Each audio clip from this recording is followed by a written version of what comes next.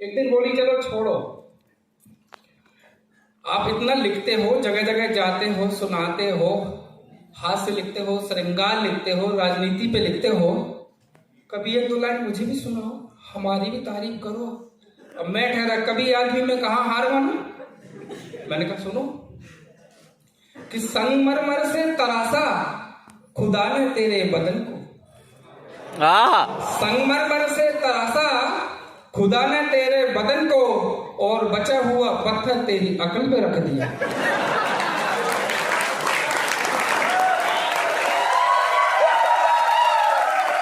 क्या बात है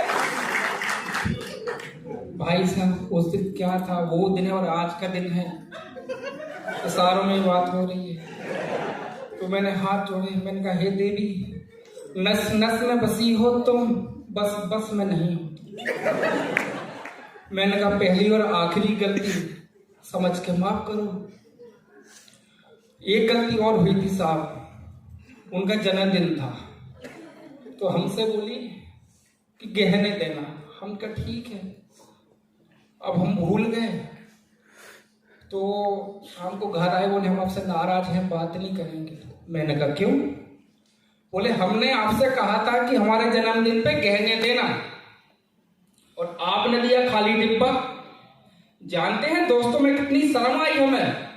तो हमने कहा शर्म ही तो औरत का गहना है पगली।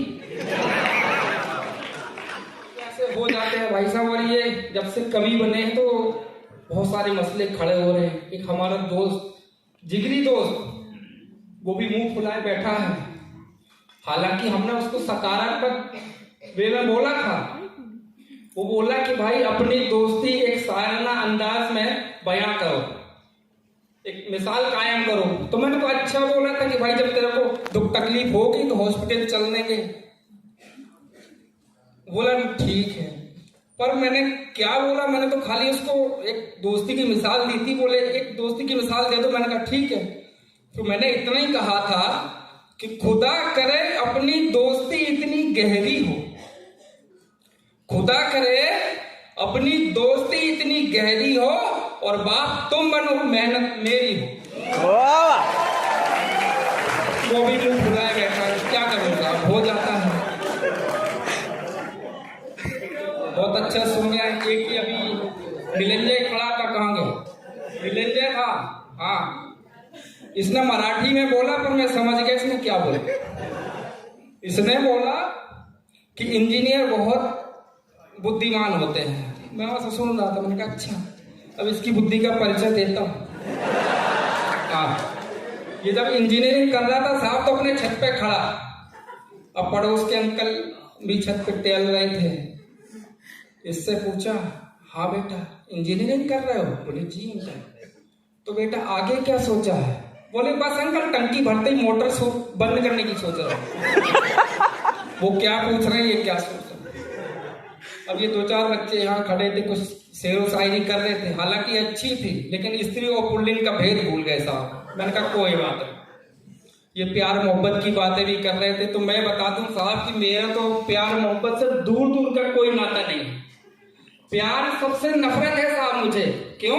साबित करता हूं कि वो जो कहती थी कि मैं मर जाऊंगी तुम्हारे बिना, वो जो कहती थी कि मैं मर जाऊंगी तुम्हारे बिना, और कल ही तीसरा बच्चा हो गया उसका, वो भी हमारे बिना। ठोको ताली।